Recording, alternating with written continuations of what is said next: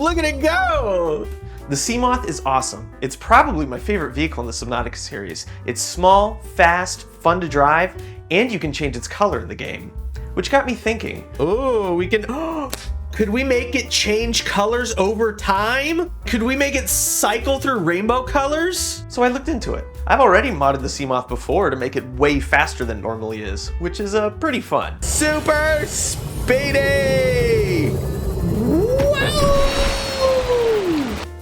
Oh God! We hit a reef back. We barely survived that. Sorry, sir. Have a nice day. Well, it's fine. Oh God!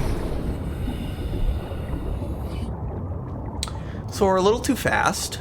But changing its color was new territory for me. So I went digging through its components, and I found one called Subname. Ooh, could we change the SeaMoth's name? And we can make the vehicle name change! Ah! Y'all, I'm getting ideas! And it'll actually let you set it to a longer name than you normally can in the game.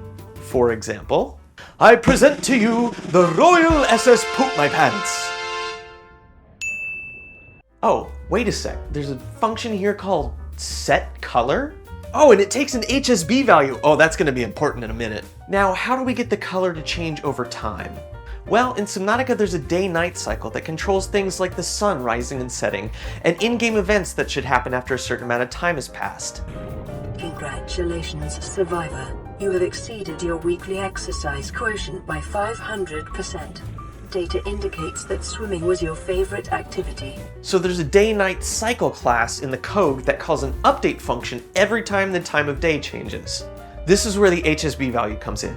HSB stands for hue, saturation, brightness. It's actually going to be really easy. So normally, if I were to do something like this and I was using red, green, blue values, I'd have to calculate, all right, first go full red, and then go full red and green, which makes yellow, and then lower the red. Now you're full green, and then you start to raise the blue, so you get kind of cyan, and then start to lower them. It's a whole thing. You have to cycle through the colors like that. This uses HSB, so all we have to do is move the hue between 0 and 1, and then repeat.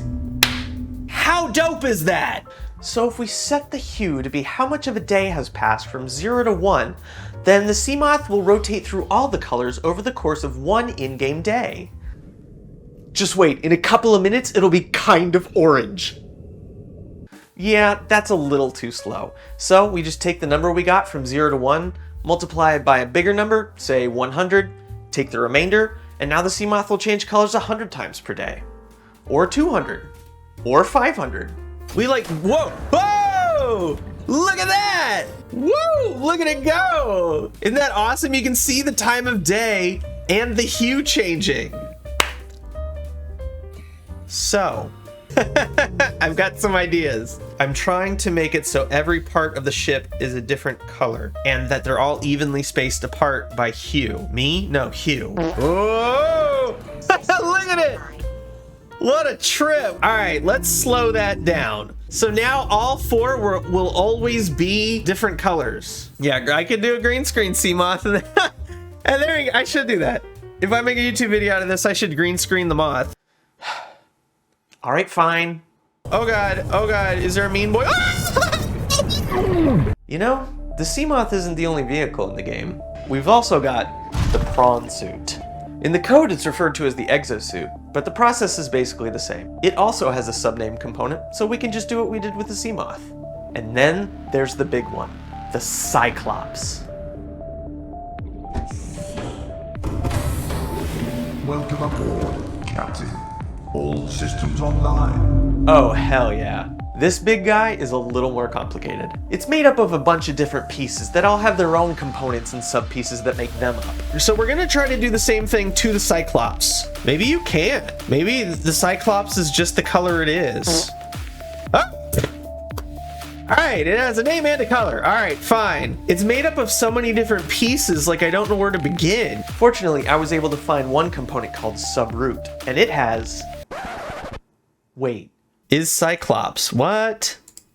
Is base. What? Flooding, breaches. Yeah, are Cyclops and bases derived from the same base object? Yeah, it turns out the Cyclops shares a common core with bases. I mean, it makes sense if you think about it. They do have a lot of common characteristics. They both have power systems, they can both flood, you can build inside both of them, but it does raise some questions, like, could I modify a base to make it drivable? Alright, probably not, but let's put a pin in that, maybe in another video. Anyway, with that, we have the complete set! I cleaned up all the code and put it into a mod you can download and try for yourself. There's a link in the description. I also put the source code on GitHub so you can see how it works under the hood if you want. There's a link for that as well. Thank you so much for watching. I hope you enjoyed it. Let me know what you think in the comments or what you want to see me do next.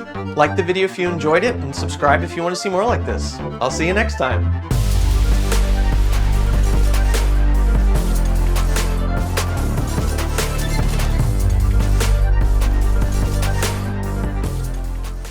HSB stands for hue, brightness. HSB stands for hue. Don't do it again. So if we set the hue to be how much T. Okay.